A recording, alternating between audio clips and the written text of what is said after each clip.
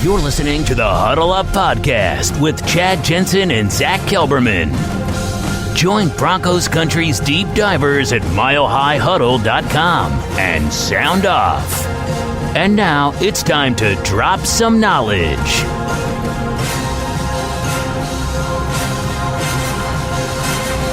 Okay, we're live. You all know the drill.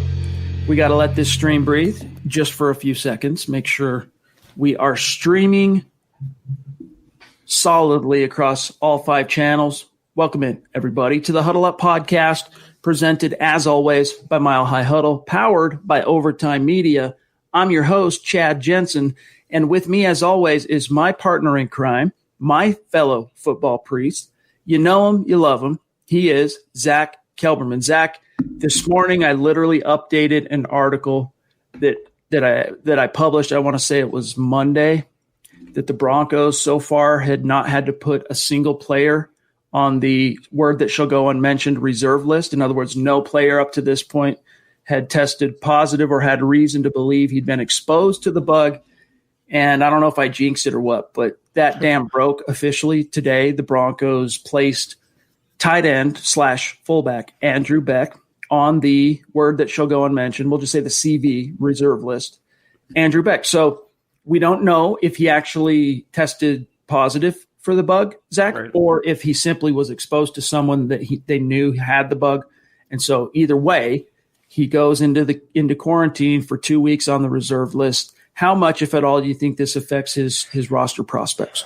Well, I mean, for a deep backup, any missed time, whether it be a virtual meeting or whether it be an on-field practice, any missed time is going to be a detriment to their prospects. I like Beck a lot. There's no lock he's going to even be on the roster, even in contention for a roster spot, but he does offer some versatility to the team in a fullback and tight end role.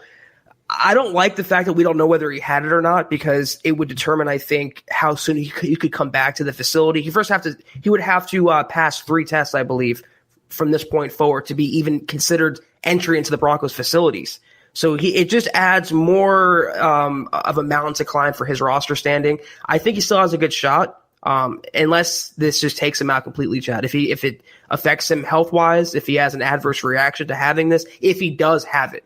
No. But so we'll see. Have to see how it happens. Thankfully, and this is what Elway could have been alluding to, that rumblings other players might opt out or other players might have it. He could have been talking about Andrew Beck, or he could have, it could have been just a coincidence. I mean, the good news is, and correct me if I'm wrong on this, if I've missed somebody, correct me if I'm wrong. Any pro athlete that has tested positive for CV, none of them have been adversely affected. No one's been rushed to the hospital. Right. And I don't say that to minimize the threat. People need to remember, these are professional athletes, world-class athletes in the peak tip-top health. I mean, these guys have the full bloom of youth. Even the guys that are on the wrong side of 30, they're in peak physical condition. They're not even close to being in the high-risk category for hospitalization and things like that. Now, it doesn't mean it can't happen. I mean, as someone who lost a close family member to something as, seemingly common as the flu, type A flu, I understand how quickly something like this can turn. For anybody, it's something to take seriously is what I'm getting at. Okay, I'm not minimizing this. But, Zack, I'm not so much worried about, golly, of course, prayers up, but I'm not so much worried about, I hope he doesn't, end up in the hospital if he does indeed have it. What I'm worried about is he going to be able to really get back in time to vie for this roster? And, 2 weeks, he's going to be set aside on ice, whether he has it or not. And as you said, there is a comprehensive fail-safe procedure before they let him back in the building. And that should be encouraging for the other players, so that provided they're smart, and this was something John Elway and Vic Fangio both harped on Tuesday, so long as these players are exercising restraint, tempering urges, practicing social responsibility, the Broncos have covered the bases on everything else. I mean, I can't remember. I'll find it here. There's an actual 4 words that make up an acronym, but their CV plan of prevention is literally top notch. And this is something I alluded to yesterday as well. With more testing going on, you're going to have more positive cases. There's so many players opting out around the NFL right now. So I hope no Broncos fan is wringing their hands or pulling their hair out or panicking about him. We don't even know if he tested positive, but him being on that list. it's a good thing in a sense that they have a list to put these players on. They have some sort of plan compared to baseball where they're just running wild there and all these positive tests. It's just killing the sport once again. So I like the fact the Broncos are being cautious. I like the fact the NFL has that 3-test rule before they enter the building. It sucks for Beck. It sucks for the players who have to opt out or being on that list right now. But a lot of high profile players are. TJ Hawkinson, Kenny Golladay went on that list from the Lions. They're not panicking. It's a temporary placement, mothballing, because there's an acclimation period either way for 21 days. They're not going to take the field for a padded practice until August 17th. And by then, even if they do have it, they should be fully healthy. I just worry about Beck. He's not locked into a roster spot. Looking at it from his sake, he's not locked into anything, and he has to really be on top of his game to work up the depth chart this summer. Speaking of the fact that, as you mentioned, you've got the 18-day conditioning period that the NFL agreed to before the padded practices, but that doesn't mean they're not doing anything on the grass. In fact, the team has produced some videos, some little clips. We talked about one of them last night when we had Steve Baumgartner on the show, which was great. Jerry Jeudy out there catching passes in Broncos regalia, no helmet, no pads, but still, it's good to see him in his number 10 jersey running around catching passes. Today, the Broncos released another video, this time of Drew Lock firing shots at Jerry Jeudy, Albert O, KJ Hamler, and it's exciting. They're actually out on the grass. They are at least practicing, within – it must fall somehow under the realm of conditioning, right? Maybe running routes, not necessarily going one-on-one with matchups, just going against air. But it's really refreshing and exciting to see, Zach, because we are inching closer to the players actually – going up against opponents. And I mean, week 1 is going to be here before we know it, which is why today, even though it is our favorite episode of the week, it is the Mile High Mailbag. We are your football priests. Each and every week, we're here to offer you the absolution and answers to your burning Broncos questions. We look forward to finding out what's on your mind. But Zach and I also want to touch on what I view. I'm going to get Zach's thoughts on this. The 10 key matchups to look forward to, not so much matchups, position battles, I should say, roster battles, that are going to affect the ultimate destiny of the Broncos 2020 season. We're going to get to that here in just a second. But, Zach, I don't know if you saw a chance or got a chance to see that clip, but it just feels right seeing Drew Lock thrown to Jerry Jeudy. I mean, it's late July. This is when it should be taking place, and I'm grateful that there's some sort of normality in terms of NFL training camps. It's still a little jarring, though. I saw a picture of Lloyd Cushenberry stretching on the field. It's a little jarring to see these players wear masks and the coaches wear masks over their face for a practice. It's like if we were in a year ago and we saw this a year, we would be just like, what is going on? What are they doing? Is it the plague? So it's a little weird still, but it's just the fact that there's football in the summer, there's going to be football in the fall. That's all I'm happy about. Guys, we want to get to your questions. Whatever topics are on your mind. Maybe you just got to get something off your chest. You got to exercise the demons. That's part of a football priest brief as well, and we'll help you do that. First, though, a couple of really quick matters of business. Gang, make sure you're following the podcast on Twitter at HuddleUpPod. That's how you keep your finger on the pulse of what's happening with this show in real time. And while you're at it, make sure you also follow the mother account, as it were, at Mile High Huddle, for breaking Broncos news and analysis. You get those two accounts followed, you're not going to miss anything as it relates to the pod, and you're not going to miss anything as it relates to your team, the Denver Broncos. And if you're in a position, head on over to huddleuppod.com and get your swag on. Get yourself one of these football priest hats. There are shirts, there are hoodies, there are tank tops, mugs, face masks. There's a little something for everybody, including a brand new, 2 days that it's been on the store, Mile High Huddle hat, trucker hat you guys can get. So check that out. It's another way to help support what we're doing here at MHH and with the Huddle Up podcast. And if you're not in a position to do those things and patronize the merch store, it's all good. We're just happy to have you here in the stream with us, talking football, talking Broncos, participating in this conversation. But each and every one of you, whether you're with us live or listening after the fact as a pod episode on demand, these three things each and every one of you can do. Make sure you are subscribed, whatever the platform is. Make sure you like this video or like this episode. And if you really love what Zach and I are doing for you, share it out there. Help us continue to grow and help us reach new, like-minded Broncos fans just like you. This is the Overtime Podcast Network. All right, Zach, really quick here. I want to kind of get a conversation going. We'll see what's on everybody's mind. Get your questions in the chat stream. We'll get to them. We got to tip our cap to an extremely outgoing and generous superstar. You guys know him. He's been on the show. Bright personality that makes us all laugh and smile. Mark Langley showing some extreme generosity. Not only this one where he says, "What's up, Chad?" on Super Chat, but this one where he also look at that gives a little love directly to Zach as well. And all inclusive love. It's just unbelievable. Yeah. And Mark, we appreciate it. It all adds up and it all helps and allows us to continue to bring this content for you and our community. Just know that we appreciate it, dude. There's nothing more we can say beyond it. Just means the world to us. Mark, you are the man. You know how we feel about you. You know how respected you are in the community. We know how much we appreciate your contributions and even your lighthearted comments about Garrett Bowles. Never gets old. I love reading everything you have to say, including this comment, Chad, right here. Yep. He says, on his way out the door, he says, "Have a good night, Broncos country. Going to bed, long hours, pull all these orders for your jerseys. Have color so that your jerseys have colorful ink. Hashtag Poly1, hashtag that's my job, hashtag the best pod." So he works Poly1, NFL merchandising, that manufacturing plant. And so he is very much helping to make sure that when you get the itch, maybe you're not patronizing huddleuppod.com, you're patronizing NFL.com or Fanatics or whatever.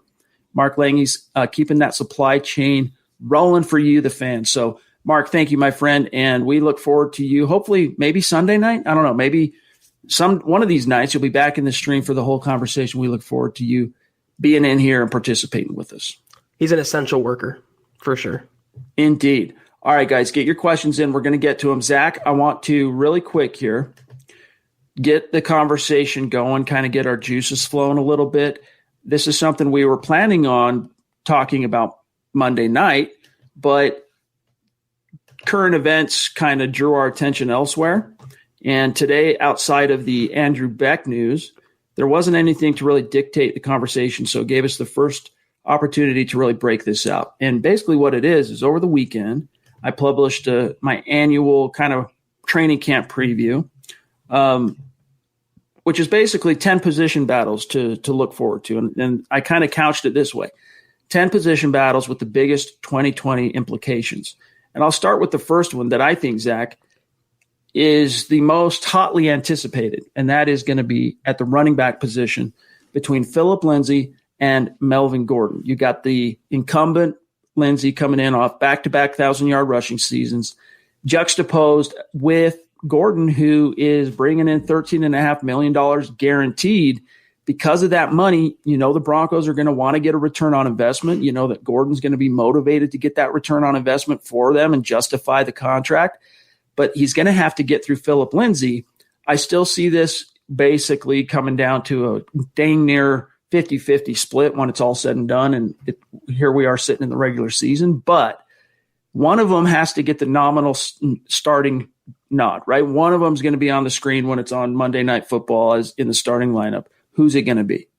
Melvin Gordon. I mean, $8 million a year versus $750,000. That's why they paid him that money. The Broncos, they feel like they have a true workhorse back. They don't feel Phillip Lindsay can fill that role. He will be the RB1 by title, but I don't know when the games actually take place by the end of the year if he's going to finish in that role. I think Phillip Lindsay is motivated to have a huge season. He's naturally talented, two-time 1,000-yard rusher, former Pro Bowler. He has, I think, as much talent as Melvin Gordon as a rusher.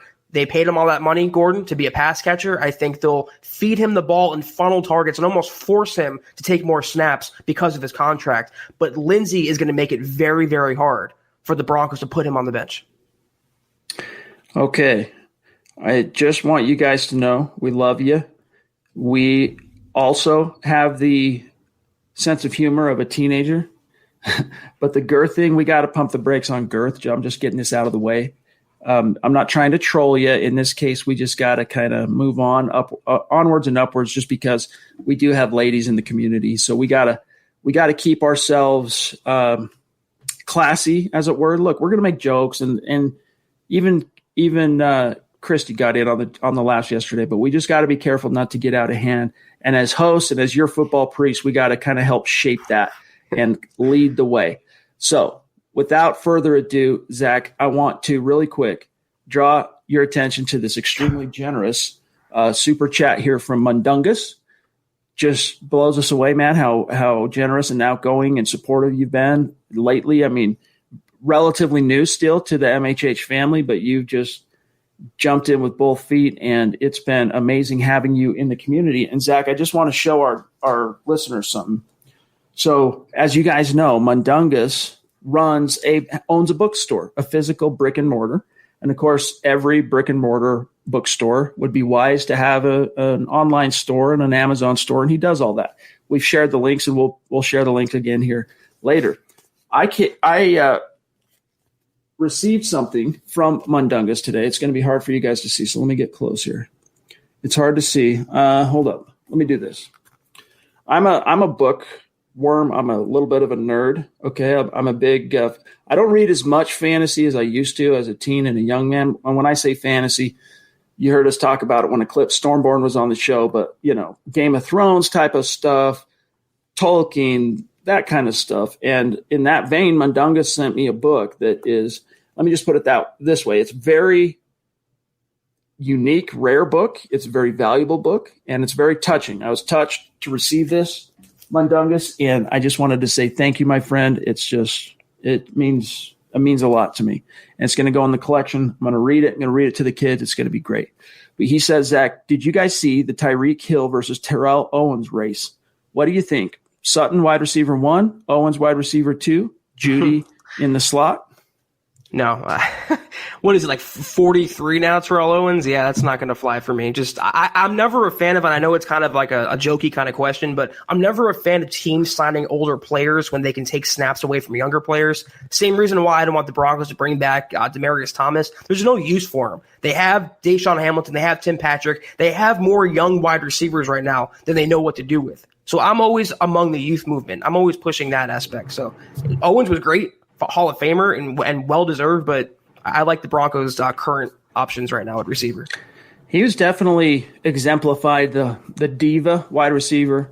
What I'll give him his props is that Eagles Super Bowl where they lost to the Patriots, how quickly he worked back from his broken leg, broken ankle, whatever it was, actual broken bones, to be available and not only participate in the Super Bowl, but play at a high level for a very kind of shell-shocked Donovan McNabb, kind of some stage fright out there puking on the grass.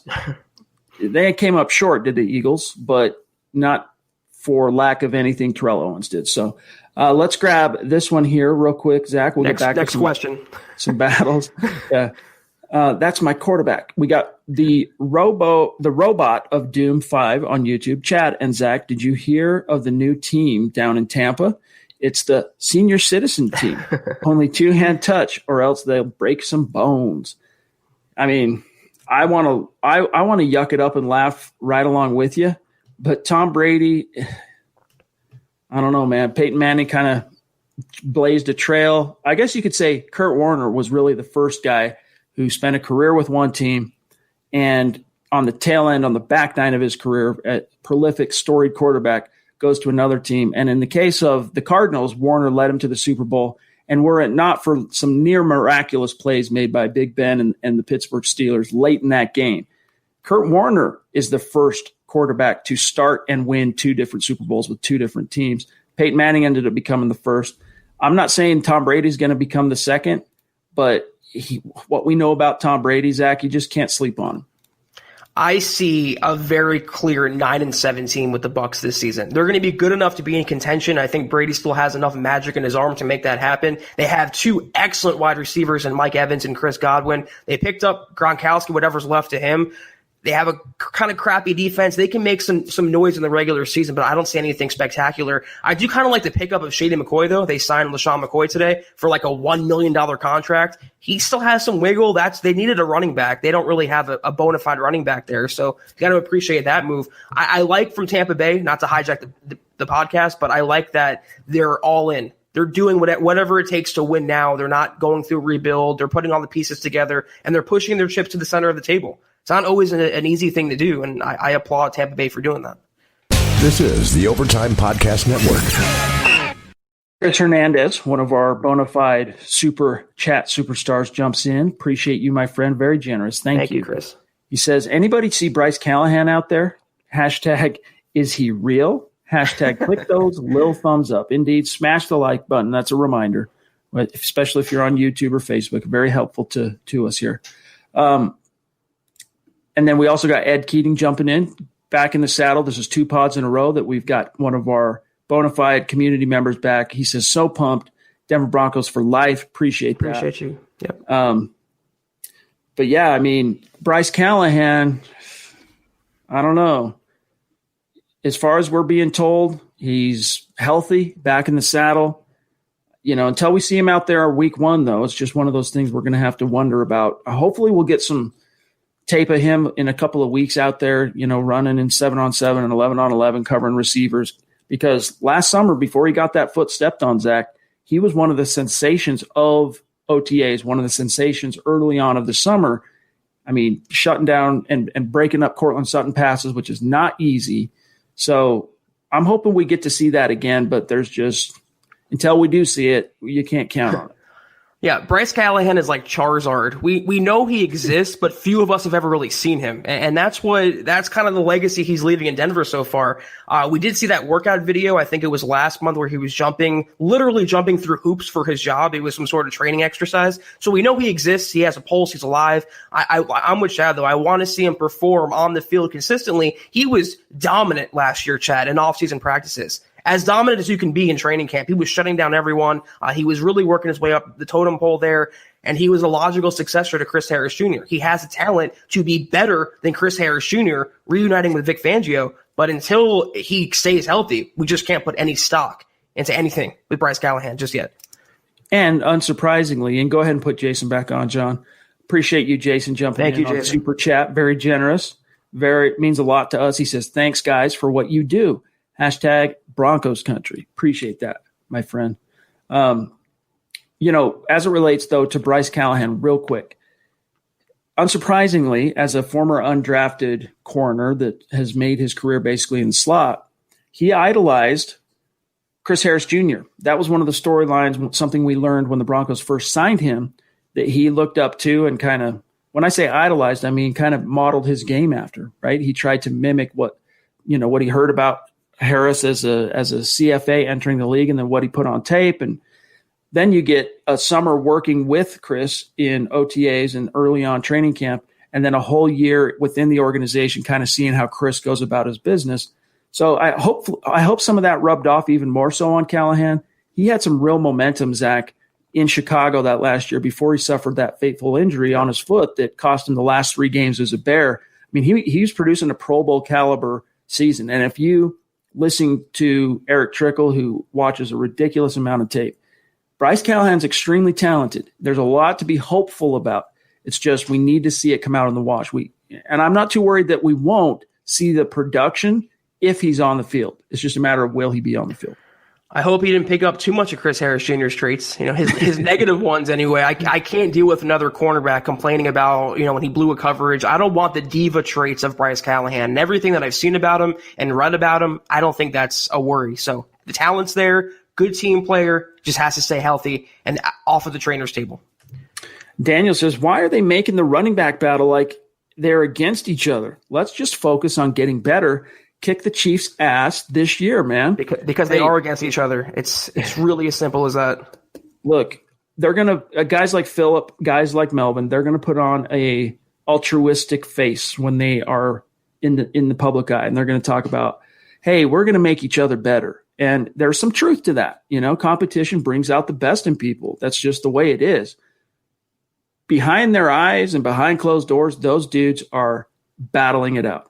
They're doing it all for the benefit of the same team, right? The Broncos as a team are who is going to benefit from their competition. But as it stands now, it's no holds barred. And that's just the way it's got to be until the depth chart gets resolved. And as Philip Lindsay said, this is why I'm not counting him out, and I'm not betting against him. It doesn't matter who they bring in, doesn't matter who they pay. They have to get through me first, and that is very hard to do. That's what Philip Lindsay said, and I tend to agree with him. In a roundabout way, the Broncos pit these two guys against each other. By giving Melvin Gordon a huge contract, Melvin Gordon thinks, you know what, I don't have to worry about anyone. I'm the RB1. I'm established here. Who are you, Philip Lindsay? And on the other hand, Lindsay's saying, I was a 2-time 1,000-yard rusher. I'm making peanuts compared to Melvin Gordon. I deserve to be paid too. The Broncos really made this battle what it is, and it's a true battle. These are human beings. These are men who want to be the best in their business. These are big egos. Even Philip Lindsay, he grew up this offseason, Chad. He's not the naive, meek, timid, shy Philip Lindsay anymore. He is speaking out, and he is pissed off he didn't get his contract from Denver, and he's going to prove the Broncos wrong this season. But I think it's very, very naive to think that they're not battling with each other. They're on the same team. They're going to put a good face forward, as you said, Chad. But it's naive to think that they're not battling because both of them want to start. There's only one starting job to go around. Really quick to keep our conversation going, back to these 10 position battles. Number 2 for me, Zach, is Garrett Bowles versus Elijah Wilkinson. However, when I wrote this, I knew that Wilkinson had that offseason surgery on his lower leg, on his ankle, and that he had been in a boot, and it kind of came late, surprisingly late in the offseason. Like, you would think if you're going to have that procedure, you get it done in January. Like, you get it done as soon as the season is over so that you can start camp without being on the PUP. Lo and behold, Tuesday rolls around, the veterans report, and he is placed on the physically unable to perform list to open up camp. That, to me, Zach, took a little bloom off the rose in terms of whatever intensity this left tackle position battle. I never fully believed it was going to be a true, sincere, open right. competition. And even if it were, I never really believed Wilkinson had a chance to unseat Garrett Bowles. But in light of him starting this training camp on PUP, I mean, how much of a threat could he really be to Bowles? It was a dog and pony show. It was all a PR move to make Bowles feel better after declining his option. They wanted to give him some confidence because they knew his talent is dependent on his mental capacity on the field. If he gets it together between the eyeballs, he will be a good tackle. If he doesn't, he's going to be as disastrous as he's been the last 3 seasons. And the Broncos know that starts with his confidence. Elijah Wilkinson, they have eyes last year, the Broncos, Chad. They had Joe Ellis, John Elway, Matt Russell. They have eyes. They saw Elijah Wilkinson is not a natural tackle. He's a borderline guard. He's a good swing guy to have, but far from a starter. So to put that unnatural tackle who's injured on top of everything else in a battle with your former first-round, constantly criticized tackle who needs to crap or get off the pot in this year, it was all farce as far as I'm concerned. They knew Bowles was going to start week 1 because they knew Wilkinson cannot beat him out. And that's why I'm starting to think they never signed another tackle. They had no intention of Bowles ever not being the day 1 left tackle this year. They're trying to get their money's worth on that first round contract, and maybe this is the year they finally get a real return on that investment. George on YouTube wants to know how many tight ends on the roster after final cuts. Zach, I've gone back and researched this. I kind of limited it to the last 2 years in New York when he was the head coach and pretty much had final say on the roster. Pat Shurmur, basically in back-to-back years, 1 year he kept 3 tight ends. Next year he kept 4. I think because of the logjam, I understand that you can carry 16 guys. Veteran rules on veteran and accrued seasons are a little bit more flexible this year in terms of it's not just bubble guys and rookies or players within their first 3 years that you can keep on the practice squad. So it's an expanded practice roster, in more than one way. But nevertheless, I still think because it's a logjam, they have so many former draft picks there, Zach, I think they're going to carry 4. 3 of those slots are already spoken for. Fant, Vanette, Alberto. It really comes down to all these other guys, including Andrew Beck, including Troy Fumagalli, including Jake Butt, battling for that 4th spot. But do you disagree with me that they're going to carry 4? Do you think they might just go light and lean on the practice squad? I think they could have done that if they had better tackle options because they're going to use the 4th guy as a blocker more than likely. They signed Vanette largely because they don't have a good backup tackle on the roster, so they're going to make him the blocker. That's his role in this offense. I would say in a normal year it would be 3, but Noah Fant's not exactly established yet. If he was an all-star, if he was George Kittle, they don't have to carry 4 guys. But I think they will this year. Andrew Beck was always my 4th. I think Fumagalli gets cut, Jake Butt gets cut, and Fort gets cut again. I think Beck is the fourth guy if he can get cleared from CV if he has, or get off the list and get back into the building. This is the Overtime Podcast Network.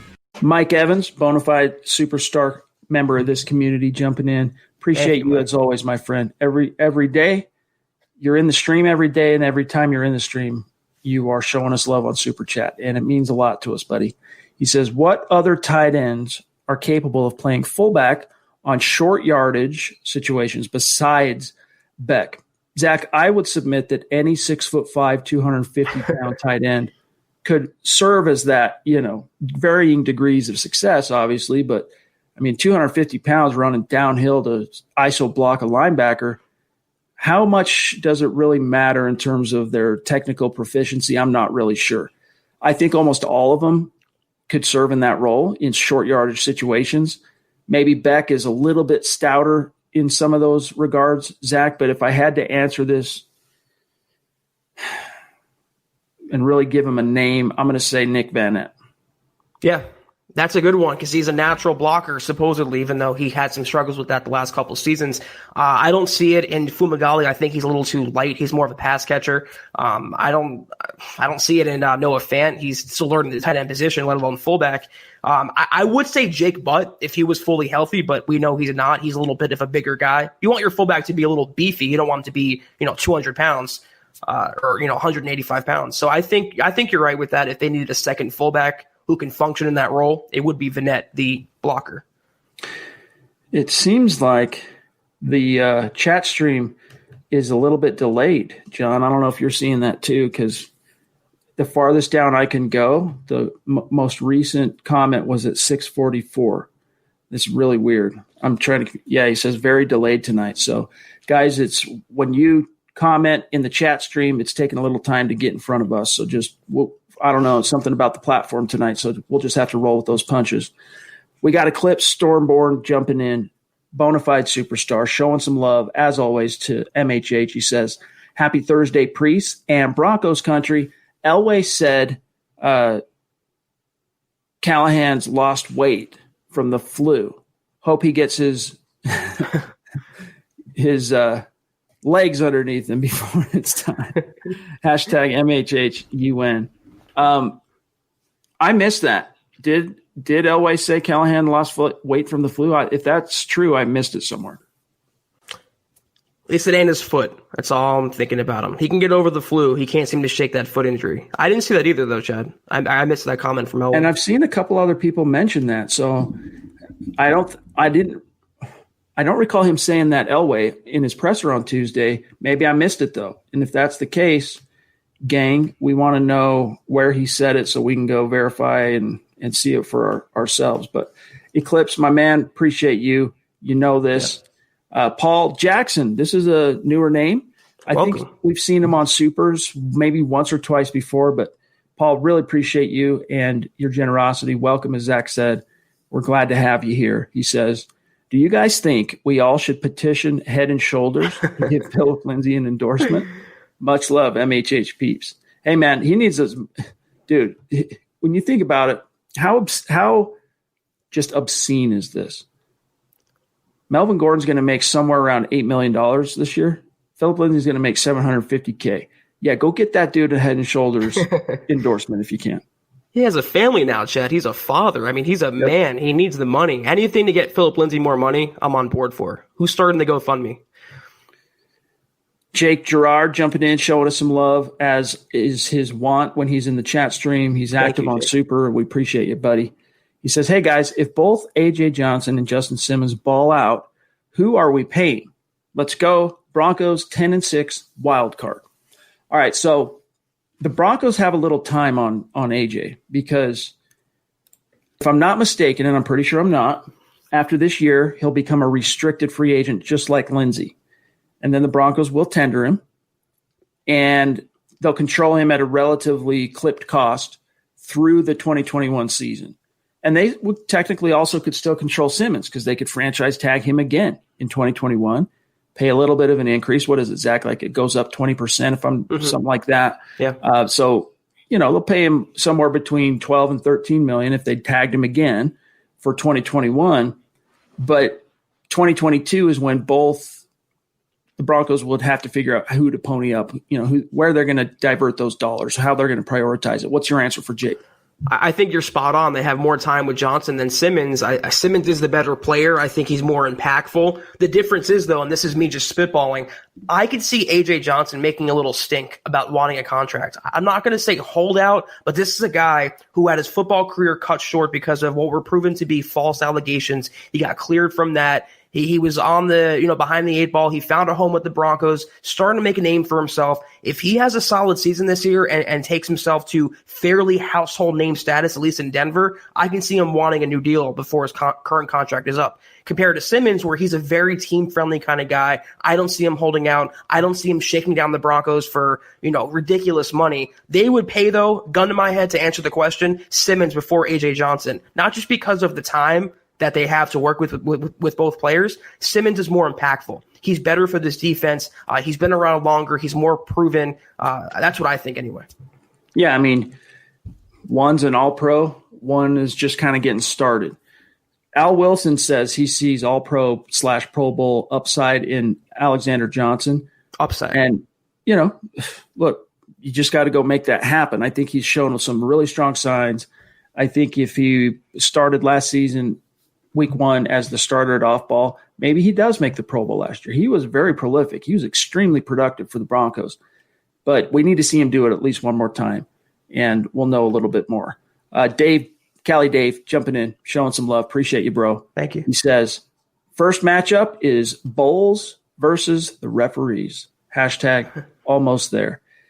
It's just the truth, man.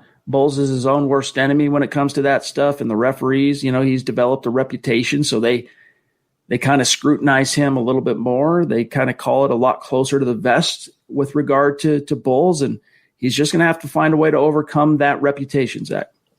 It's not going to be easy against the Titans either. I mean, all jokes aside, they have some good pass rushers, Jeffrey Simmons. They have Harold Landry. That's a pretty solid defense with good coaching, and he can make Bulls' life hard for himself. But you know what? If he's this new determined tackle, he's posting, things on Twitter about how he has the Mamba mentality. He's wearing Kobe Bryant jersey. He seems to have more confidence this year, and he knows he's on the chopping block if he doesn't get his act together. So if he's this new tackle, if he puts, words into actions, he will stand up relatively well against the Titans. But if he's the old Garrett Bowles, it's going to be a long night, not just for him, but for the Broncos offense.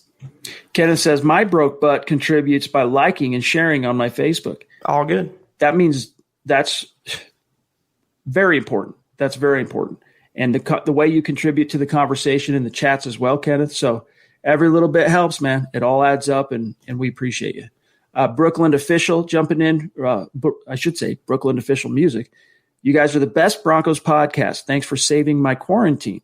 I've been here for a while, but now more than ever, you guys are just killing it with the content. Keep it coming, guys. That's very awesome. Sweet. Very sweet. We appreciate you. And glad that we can offer whatever service we can to help you get through the queue. Robert wants to know, are there more than 3 running backs on this roster after the cuts on the 53? I don't think so. What do you think? I mean, what more do you need? You have Gordon, Lindsey, and Royce Freeman, or Bellamy. That's your only options right now, and you don't need more running backs. I think you have plenty with what they have on their roster. Go heavier in other areas: tackle, tight end, not running back. Especially because of the expanded practice squad, you can afford. I mean, let's say Levante Bellamy comes in and outplays Royce Freeman. A college free agent comes in, plays better than Royce. In a traditional year, you might still err on the side of carrying 4 because you don't want to give up on your 3rd round pick. Whatever. This year, though, because it's an expanded practice squad roster, and because as well you can put veterans on a few of those spots, maybe if a situation like that were to unfold this summer, you could talk yourselves into, as an organization, risking him to the wire and only carrying 3. Now, I don't think that's how it's going to shake out. I do think Royce Freeman is going to be on this roster when it's all said and done, but I do think it's going to be 3, Zach. Yeah, I'm with you as well. I think Freeman will be that last running back. All right. While we let the stream kind of catch up for a second, let me rapid fire through a couple of these. The next one here on the matchups, not so much matchups, roster battles here. Patrick Morris versus Lloyd Cushenberry at center. I think this is, when it's all said and done, it's going to be Cushenberry. But this is something that Nick Kendall likes to harp on, and I think it's worth keeping in the front of our minds here, is that when a rookie comes in, especially a premium round rookie, it's easy to get out over your skis and think, oh my gosh, this guy's going to come in, plug him in, he's a starter. But there's really no way to completely forecast with the crystal ball perfectly how a rookie's going to take to the NFL. It really is a massive learning curve. Even though these guys have been playing football their whole lives, and a guy like Cushenberry playing in the SEC against really NFL competition for the last few years, it still is quite the leap for these guys. And you just don't know. Every player is different in terms of how they acclimate, their learning curve, and the whole 9 yards. So even though I do think when the dust settles, Lloyd Cushenberry will open up week 1 as the starting center, you just can't completely dismiss Patrick Morris, because if Cushenberry does have any form of rookie struggles that causes the coaches to kind of have some misgivings early on, Patrick Morris is a Mike Munchak acolyte who they trust and was penciled in to be the starter before the draft. I don't know. I mean, I'm happy that Munchak has a project in Patrick Morris, but you have to hope that Cushenberry wins that job. Barring an injury or barring him falling on his face in training camp before the season starts, I think it will be Cushenberry. He has the pedigree. He came from a very, very advanced system at LSU. And it's easier, Chad, to plug and play interior linemen in the NFL than it is tackles. There's a shorter learning curve, I believe, and he has 2 really good guards stationed on either side of him in Dalton Reisner and Graham Glasgow. To me, it has to be Cushenberry. I'm not too worried about it, though I do like as well, if something happens, if an injury strikes, if Cushenberry's development goes slowly, they have a guy who at least Mike Munchak trusts. And I value Munchak's opinion, obviously, in these situations. Well said. We got Terry jumping in north of the 49th parallel, proving, as always, Broncos country is not a geographic location. It's a state of being, baby. He says, Chad, every time you say number 12's name, you can potentially take a year off your life and add 1 to his career. Some dirty magic going on. Hashtag football priest, hashtag state of being. It's like some kind of twisted Voldemort, magical incantation. Where's Mundungus? Yeah, we got to find the wizard. He would know. He would know if there's some veracity to this. Appreciate you, Terry. And we look forward to seeing you next week and talking with you and meeting you. It's going to be really, really fun. We are looking forward to that. John, Terry was the next closest one for me. I don't know how it jumped or how it looks on your end, but it did take a jump for me. So let me run back here really quick. Next one is Deshaun Hamilton versus KJ Hamler. This was something we talked about, I believe, on last night's show while we had it might have been after we had Steve on. But I think that, because of the offseason being kiboshed, no preseason snaps, it's another kind of putting the cart before the horse to just assume Hamler, by virtue of his draft pedigree, is going to come in and beat out Hamilton in time for week 1. But I do think it's pretty safe bet, just knowing what we do about Hamler's talent, that by midseason and beyond, he's probably going to be the guy that's on the field most in those 3 wide sets, which is going to be their base offense. But I'm just not quite ready to say, hand it to him. Deshaun Hamilton's going to be left in the dust, because you can't completely underestimate, Zach, the emotional, psychological process. At Penn State, Deshaun Hamilton was KJ's big bro, basically. It was kind of that dynamic. And so there's, in a lot of different ways, pride is on the line and kind of seniority dynamics. And, it's going to be awkward for KJ, to be honest with you. It's going to be a little bit weird. And depending on how Deshaun Hamilton responds to this, I'm just not ready to crown KJ the starting slot receiver right out of the gates, but it's a battle to monitor. This is the second most important battle on offense behind Phillip Lindsay versus Melvin Gordon, and I say that because it affects Drew Lock. And he has to get down his chemistry with his top 3 wide receivers, and the battle right now is between Deshaun Hamilton and KJ Hamler for that role. We talked about it yesterday, Chad. We got a question about KJ Hamler. What do you think his impact will be in the short term and long term? And I think I hold true to what we both said. It'll be Deshaun starting out in that number 3 receiver role. He has experience in the NFL. He did start to come on last year with Drew Lock. The drop issue suddenly went away. He was making plays down the field. He's never going to be an explosive receiver, but hopefully a guy that a quarterback can count on. As time goes on, though, the hope is, it's why they spent a 2nd-round pick on KJ Hamler, he will kind of just glide into that role and take hold of it, and they have their 3 receivers locked down. So it's a great camp battle. It's going to be fun to watch, and actually into the regular season as well. It's not going to be determined this summer. It'll be Deshaun to start out, and I think Hamler will take control of that by season's end. This is a good question since we're on the topics of wide receivers from Robert. Which wideouts not named Judy, Sutton, and Hamler will make the team in 2020? That's Patrick. A really good question. You start, Zach. They're going to carry at least 5, and I think it'll be Patrick and Deshaun Hamilton. I think that's probably a no-brainer unless something changes. It really comes down to what they decide to do at returner. For now, just because of what we saw Tom McMahon and Vic Fangio decide last year where they kept 6, I'm going to roll with 6, and I'm going to answer for me. I'm going to concur that Deshaun is one of them, but I'm not quite ready to pencil in Tim Patrick. Zach and I aren't 100% sharing a brain on Tim Patrick. I'm a big Patrick guy. He is a big Patrick guy, and I like Patrick, don't get me wrong, but I think the Broncos have to leave open the possibility and upward mobility chances for guys like draft picks like Juwan Winfrey and Tyree Cleveland. One of those 2 guys will be given a shot to unseat him, and then depending on what they do with that returner position and the number 6 guy, it could end up also being Deontay Spencer making this roster if they don't want to put KJ Hamler back there. Or if they did end up having Tyree Cleveland clearly and evidently beat out Tim Patrick, he can be your returner. He's got that ability. He's got some of the experience at Florida. So it's a pretty fluid situation, but I'm comfortable saying Hamilton. I'm comfortable saying Spencer for now until we know, kind of get a better idea what they're looking at returner-wise. I'm just not sure yet when it comes to 6, who that true number 5 is going to be. It's either going to be Patrick, Winfrey, or Cleveland. Yeah, we might disagree on Tim Patrick, but I agree that if they keep 6, it will be either Deontay Spencer or Tyree Cleveland. And I would put my money on Deontay Spencer. He seems to be a favorite of the coaching staff, Tom McMahon. He was pretty good in that role last year, and they kind of criticized Hamler's return ability. They said that he has to learn how to catch a punt at the NFL level. That says to me they're not totally comfortable throwing him out there in 2 roles to start off day 1. So I think if they do keep 6, it will be Deontay Spencer. And you know what? Maybe he'll have some offensive contributions. Maybe they can even just be a decoy with his speed this season. Glenn wants to know, are we doing an MHH fantasy football league? Zach, yes. We did one last year. We're going to do one this year. If Zach's willing to spearhead it, then yes. And if Zach's too busy, we might need someone in the community to spearhead it. But yeah, that's the plan. We'll get something scheduled in August as far as a draft, and we'll get you guys some deets, and anyone who wants to throw in on it, we'll let you know.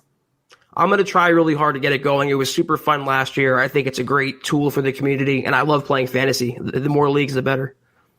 KP, Kevin Peterson, jumping in on Super Chat. Appreciate you, my friend. Thank you. He says, all I know is that if number 12 wins the Super Bowl in Tampa this year, he will have 3 or 4 asterisks next to his rings. Yeah. I mean, I don't think it's going to happen. I don't think that team's good enough. And I'm not convinced Bruce Arians and his staff are as, ready for that level. I mean, he took the Cardinals far in 2015, did Arians. And he's got a lot of NFL experience, but let's face it, he's no Bill Belichick. So Tom Brady would really have to carry the day. And you know what? Unlike the NBA, unlike hockey or MLB, I don't think there's an asterisk next to the champion for this year's Super Bowl, Chad. I think it's a fair season as long as it plays on schedule, fans or no fans, no matter who wins. There's no addendum to that title. I think it's fair and square. Not that Brady's going to win. I don't think it's going to happen. Zeus, condescending from on high, way up. MHH, Mount Rushmore, showing that love on Super Chat as he does each and every single episode. You, and Stu, I did get your package. I haven't opened it yet, so I'll debut that and show the listeners that on Sunday night show. So appreciate you, my friend, as always. Just means everything to us. I'm waiting for mine as well. So if I get mine in the next couple of days, it'll be a reveal on Sunday, Chad. There you go. Man, this chat stream really is like the last one. Where are we at? It's 7:10. The last comment it shows me is 7:03 from Max. And Max said, enjoy your season. We're coming back to the field with a vengeance. Denver Broncos for life on Facebook.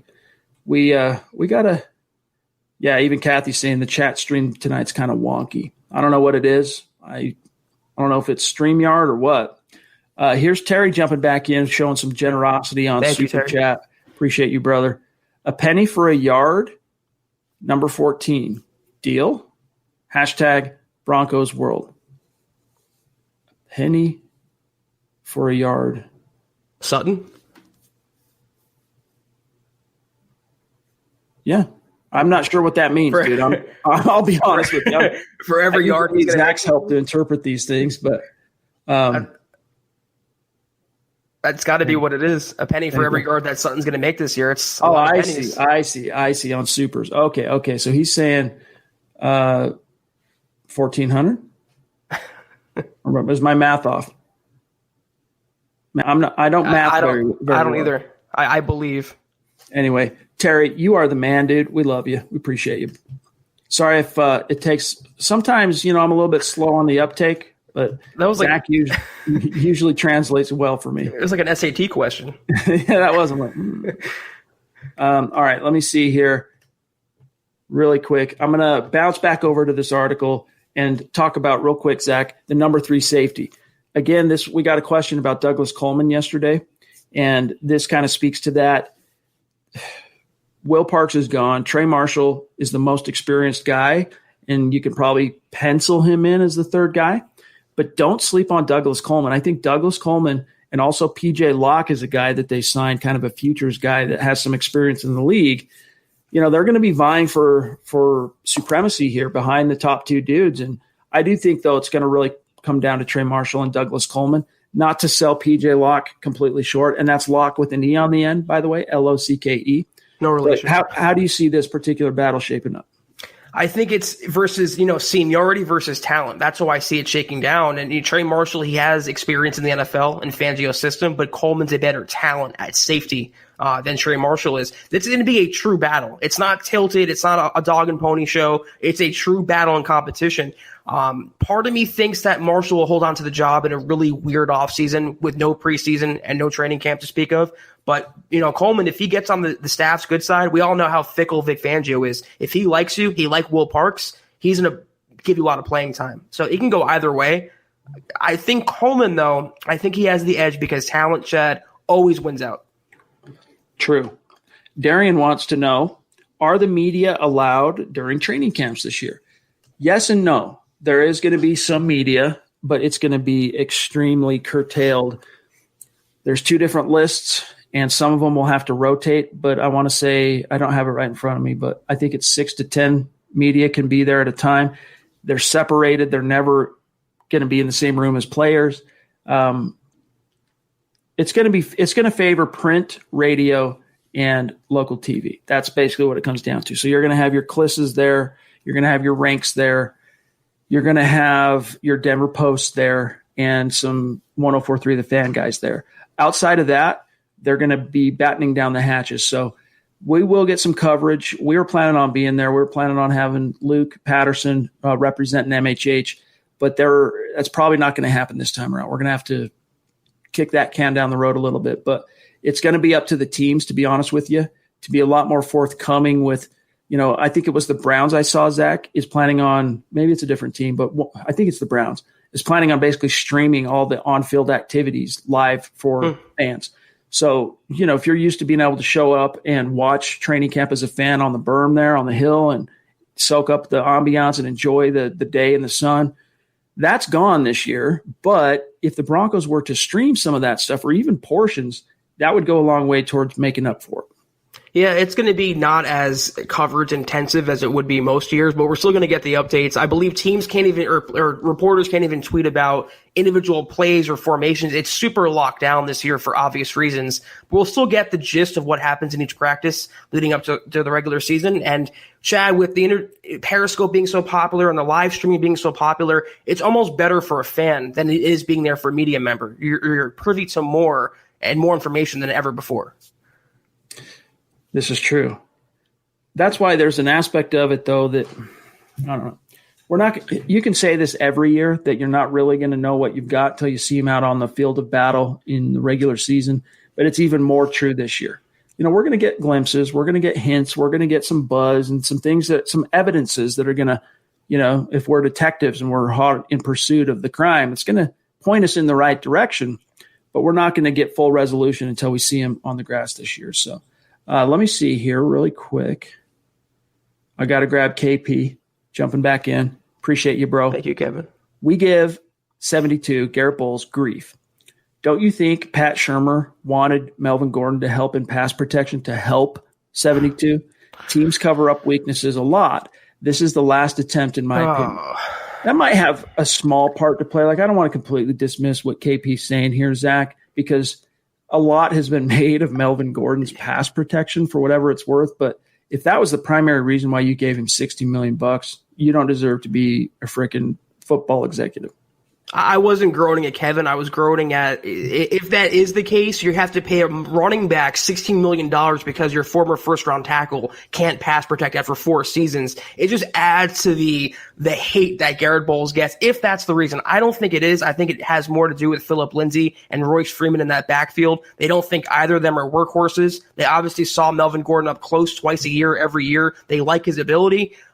I think the Vanette signing had more to do with Garrett Bowles. But even then, if you have to sign another player, if you have to devote millions of dollars to another player because your other player can't do his job, that's terrible. Not a great sign. I agree. Andy on Facebook, we got to give some props to our awesome Facebook audience. We love you. He says, if our Broncos went 12-4 this year with our losses, let me start over. If our Broncos went 12-4 this year, with our losses were being from the Raiders, Chargers, would the Broncos get to the Super Bowl? Thanks.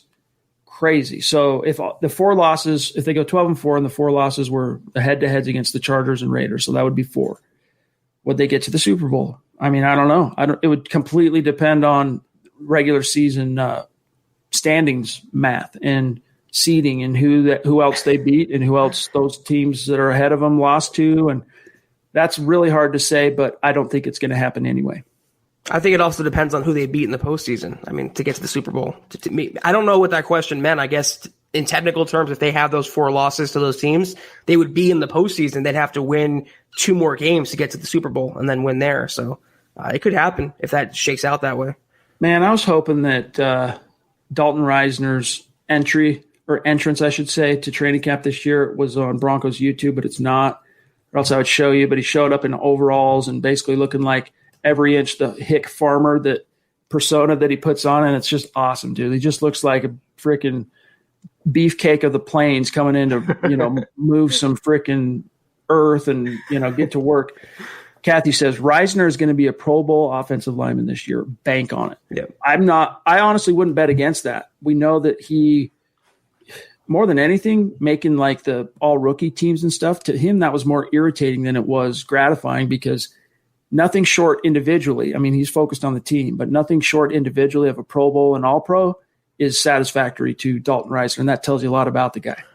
I'm going to be really surprised if he doesn't make it, Chad. I think that's the expectation from everyone around himself, the Broncos. I see a perennial Pro Bowler. I mean, he is that talented where it's like Zach Martin level upside, Chad. He's that good, and he's going to be good for years to come. All right, guys, we are at 57 minutes, so I'm going to hurry and jump through these remaining superstars because we're not going to leave anyone out in the cold, and then we got to get out of here for tonight. David Kilgore, it's good to see you, my friend. Appreciate you. Bonafide superstar. He's a Mount Rushmore member here at MHH. And he says, wanted to say hello and see what you guys say about the players opting out and if you think more will come and will enough players opt out that it becomes an issue. I think there's a chance 1 or 2 more might. They have till August 4th to decide for what it's worth. So 4 or 5 more days. I don't think it's going to be enough to be an issue. It's not. For the NFL, I mean, Patriots have been hit pretty hard over it, to be honest with you. They're going to have to figure out how to roll with those punches. But if anyone can overcome it, it's Belichick. He can find a way to overcome that. I really don't think it's going to be an issue. Elway said he heard rumblings that another couple other guys were thinking about maybe opting out. Nothing so far. And, you think about Von Miller. Why would he opt out? He's already had it. He already defeated CV. Same goes for Kareem Jackson. So those two, you're pretty safe to say, are probably not going to be at risk to do that. But once August 4th passes, it's a non-issue anymore. I mean, because from that point forward, players can still refuse to come in, but then they forego their salaries and then they're subject to league discipline because what they negotiated with the NFLPA before training camp started was from the report date, you get 7 days to decide if you want to opt out. And that 7th day is August 4th. I think you're spot on there, and we might see one more, but I feel like now that training camp has started, if players were going to opt out, Chad, they would have opted out by now. It's not going to be an issue unless like 20 guys, all from the same side of the ball, the same position, all choose to sit out this season, and that's not an issue for the Broncos. They can live without Kyle Pecco. They can overcome that loss. But between now and then, I don't think it's going to be a major issue going forward for any team, in fact. Minus the Patriots, like you said. Yeah, inordinately affected, but I don't think any of us are shedding any tears for old Belichick. Mundungus jumped back in on Super Chat. Thank you, bro. Thank you. So with the new, in quotes, CBA covering the thing that's bad right now, I like the thing that's bad. Are there more limitations set for players, like they can't go here, can't do this, and if there are the penalties? What are the penalties if they do? Yeah, you want – all right. We had that forwarded to us thanks to our membership with the NFLPA. I will find it real quick. I can't show it to you guys, but I can read off some pieces to it. Bear with me. It really comes down to, Zach, these players keeping away from any indoor environment that exposes them to 15 or more people they don't know. So let me tell you how the CBA qualified that. Give me just 1 second here. I must have skipped it. Here it is. This is what the NFL, what clubs are going to consider high-risk conduct. And for what it's worth, clubs can let's see, where's the discipline? Okay, so clubs can discipline players for conduct detrimental if they are found to be engaging in high-risk CV conduct as listed above. Here's what they define as high risk. 1, attending indoor nightclub with 15 or more people. Attending an indoor bar other than to pick up food with more than 15 people. Attending an indoor house party with more than 15 people. Attending an indoor music, concert, or entertainment event with more than 15 people. Attending a professional sporting event other than applicable NFL games or events with more than 15 people, and then attending an indoor religious service, this is interesting, attended by more than 25% of the venue's capacity. So they're trying to be a little bit more lenient as it relates to religion and people, the players' spiritual priorities, and because many of them are extremely spiritual and religious. So those are the main ones. And again, if they are found to be violating those, they're at risk to be disciplined by their teams. Yeah, I mean, they have some protocols in place where it would discourage players from breaking, the social code in the NFL for what it's become with CV. Though a lot of it is the honor system. I mean, it's unrealistic to think that every NFL player is going to follow these rules. You're not going to have one guy who says, you know what, I'm not going to get it. I'm going to go out and party. I'm going to go out and drink. And that's all it takes. I liked what Mike Tomlin said today. He said, if one fails, we all fail. And that's really what it is in the NFL. All it takes is one person to ignite a wave of breakouts or a wave of cases, and that happens, I don't want to see the NFL stop or postpone their season like the MLB and the NBA. I want to have a full, complete season, as it's going to take the participation of every single person involved. Not just players, but coaches, executives, training staff. Even the guy in Minnesota, Chad, the strength and conditioning guy, he got it. I mean, it can happen to literally anyone in the NFL with so many people bunched together. We just have to hope that these players are, if disincentivized with potential penalties, or they want football enough where they're going to just, I'm going to sacrifice this year. I'm not going to go out. I'm going to do what's best for my team. Yep. And the coaches, as Fangio talked about on Tuesday, it's something they're going to be preaching and harping on literally every day of the week. So if these players end up kind of breaking the rules as it goes, they'll have no one to blame but themselves, because it's not just them. I mean, whatever they mean to the team is important, and so their conduct affects the team. But also, if they risk bringing something in and infecting others on the team by virtue of at-risk or high-risk, I should say, behavior, you're going to see some heavy discipline come down on such players. And it will happen across the league. I don't think you have much to worry about with the Broncos. I think there's some good leadership there. Yes. And, keep our fingers crossed. Mundungus jumped back in, though, to say, and we got to hurry here, Zach. In response to your question about Terry's super chat, technically there isn't anything specific, but that would basically make Chad TB's Horcrux. Horcrux? There you go. Talking about the magic, the dirty magic, and the incantations that TB12, that you got to worry about. Yeah. Oh, appreciate you, Mundungus. Ron. Sorry, John. Do it again. Ron Dub in the hizzy. It's going to be a great question. Big time superstar. Good to see you, my friend. Thank you. He says, hey, guys, bigger impact if both are on the field. Who makes the bigger impact? Ojemudia or the college free agent, Asang Bassi? Also, which unexpected wideout do you see coming out and having a breakout season? Winfrey, Cleveland, or Patrick, if on the roster? Let's reverse engineer that. I'm going to start with the second question first. Of those three, I'm going to say Winfrey.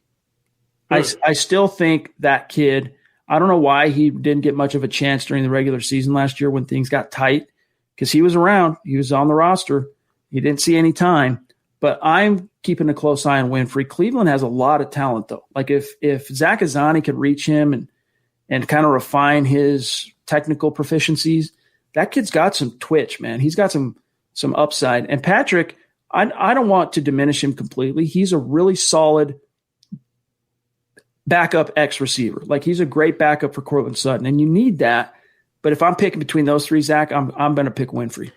Yeah, I'm going to go with the guy who's been proven at the NFL level, and that's Tim Patrick. And he's a Courtland Sutton light as far as I'm concerned. And I might be just a bigger Tim Patrick fan than most others, but I love the chemistry and camaraderie that him and Drew Lock shared last year, Chad. There's a comfortability factor, and you can't teach that. So Tim Patrick, of those three, I think would be the breakout candidate. Though, the super dark horse will be Deshaun Hamilton. We all talk about him beating out KJ Hamler for that role. If he does and he develops a connection with Drew Lock, don't discount him either in this battle. Between Ojemudia and Bassi, though, if they're both on the roster and both on the field, I'm just going to go with the guy that has a little bit more NFL size. Right. I think a little bit more NFL upside in Ojemudia. If I'm answering that now with almost no information, right? We don't know anything yet how this either are shaping up in camp. We haven't seen them. There are going to be no preseason. This is just going 100% off how we view their fit in the defense and what their college tape was. But I'm going to go with Ojemudia. But don't sleep on Bassi. He's another guy I could see coming out of left field. I don't think his prospects of making the roster are quite as fortuitous as Douglas Coleman, the safety. But he could come out of left field and unseat a Duke Dawson, a Devontae Harris, maybe an Isaac Yadam, maybe a Devontae Bosby. He's only 5'9", and that's probably why he didn't get drafted. But he's basically everything Fangio looks for in a nickel corner. So we'll see. It might be an unpopular take, but I believe that boundary corners, outside cornerbacks have more value than slot cornerbacks. And Ojemudia is a boundary cornerback, and if he pans out, he can be a starting caliber player on a Vic Fangio defense. Bassi, great upside, great undrafted find by Denver. He will make the final roster, I believe. But among potential and ceiling and upside, I'm going a Michael O'Day all day. Discount Audio and Wheels DA-Dub, another business owner, member of the community, showing some love on Super Chat. Anytime he's in the stream, he shows love on Super. Appreciate you, my friend. And if you have a website for your business, put it in the chat stream, and let's get some eyeballs on that. He says, what's up, fellas? Hope all is good. Just want to continue my support. Bummer, I may not be able to fly out for any games this year, but as long as we get football, I'm all good. Hit the like button, everybody. Appreciate that, DA-Dub. And Zach, I think that's basically the mindset everyone has to embrace. If the worst case scenario is watching from home all 16 games this year, I think that's a price everyone willing to pay in order to have football. Yeah, I agree on both counts, DA-Dub. And football this season, that's the most important thing. And especially with the Broncos being a probable playoff team, if I were to tell you right now the Broncos will make the playoffs, but it means you can't go to any home games, I think a lot of fans would sign up for that, Chad. All right, two more, and then we got to get going. This is Miller707 Champ, just showing some love. Appreciate you, my friend. You. He says, thank you guys for all that you do. Thank you, man. It means a lot to us, buddy. We also got D-Dub, Dale, our friend. It's incredible. In Hawaii, showing some big-time generosity. Thank you, Dale. It's good to see you, by the way. He says, I've been under the gun lately, fellas. I go back and listen to the streams. Glad to check in. We're glad to have you, bro. He says, so glad football is starting. I think the trenches on both sides of the ball this year for us are going to be top 10. Go Broncos. Hey, man, as sad as I was to see Derek Wolfe go, Zach, I can't deny, I've said it before, Jarrell Casey is an upgrade. He's an upgrade over Derek Wolfe, and he's a Pro Bowl. I mean, he's been to 5 straight Pro Bowls. If everything ends up working out, and, the Broncos are due for some turns, positive turns on the wheel of karma here when it comes to the offensive line. If Bowles ends up, that version of Bowles we saw down the stretch, if that carries forward into 2020, if Graham Glasgow is the truth, and if Lloyd Cushenberry is the truth, and Juwan James, I guess, if he stays healthy, I could definitely see them being a top 10 unit as well. So not completely off base, but there's still a lot of ifs that need to get answered first. Yeah, I don't think it'll surprise anyone if the Broncos defensive line finishes top 10, but the offensive line, that would be a surprise. And you know what? It's not unrealistic to say. They have one weak link, and that's Garrett Bowles. But if they can find a way to flip that switch, they can find a way to help him out or to finally milk that talent out of him that they know is there, they can be a top 10 offensive line. And Chad, if they have a top 10 O-line, this is going to be a very dangerous offense. And if they're a dangerous offense, this is a bona fide playoff team. All right, so it just was made known to me that users can't put links in the chat. So DA Dub, do me a favor, my friend, and send me an email, milehighhuddle@gmail.com, with your business's URL.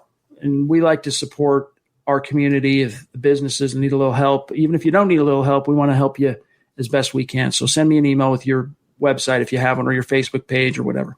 But guys, that's got to do it for tonight's episode of the Huddle Up Podcast. We didn't get to a few more of these. We talked Devontae Bosby, Michael Ojemudia for the number 3. That's who I view as the 2 leaders in the clubhouse for the third corner. Bosby. Jeff Driscoll, Brett Rippon, who's going to be the backup. Driscoll. It's probably going to be Driscoll. Hireman versus Butt for that 4th tight end spot, Zach. Neither. Deontay Spencer versus Hamler in Cleveland for the return specialist. Ooh. And that's a good one. Royce Freeman versus Levante Bellamy for good one. number 3. So anyway, gang, sorry to kind of wrap it up with such alacrity here at the end of the episode, but I really do got to get going tonight. Thanks to each and every one of you for spending some time with us here, joining us. Mile high salute to our Super Chat superstars. Much love to you. We'll be tagging you after this podcast on Twitter, as you guys know. So thank you. Make sure you guys are following the podcast on Twitter at HuddleUpPod, also at Mile High Huddle. And whatever you do, make sure you're following my partner, Zack Kelberman, on Twitter at Kelberman NFL, and myself at Chad and Jensen. And while you're at it, follow John, Buona Beast, at John K. MHH. Zach and I, the Huddle Up Pod, we're done for the week. And I think I'm guesting tomorrow night, though, since Lance just had his new son, was born yesterday. Let's see. Yeah, today's Thursday. Was born Wednesday morning. So congratulations to Lance Sanderson, one of the co-hosts of Dove Valley Deep Divers, of course, whose son, baby son Caven, was brought into the world yesterday, healthy, happy. Mama Bear's doing just fine. So congrats to Lance. I'm going to be filling in and on tomorrow night with Eric Trickle. So tune in for that. Saturday night, I'll probably also be on that podcast because we got guys doing summer vacations and stuff. So stay tuned for that as well. But Zach and I will be back full effect of the Huddle Up Podcast Sunday night. We look forward to talking to you guys then. Zach, have a great weekend, bro. You as well. And Stu, I appreciate you. I see the package supposed to be here tomorrow. We will do, Chad, a big reveal on Sunday's podcast. That's going to be the theme of it. Thank you again, Stu. All right, guys. We'll talk to you Sunday. Have a great weekend. Stay safe. Be smart. For Zack Kelberman, I'm Chad Jensen. We'll talk to you then. You've been listening to the Huddle Up Podcast. Join Broncos Country's deep divers at milehighhuddle.com to keep the conversation going.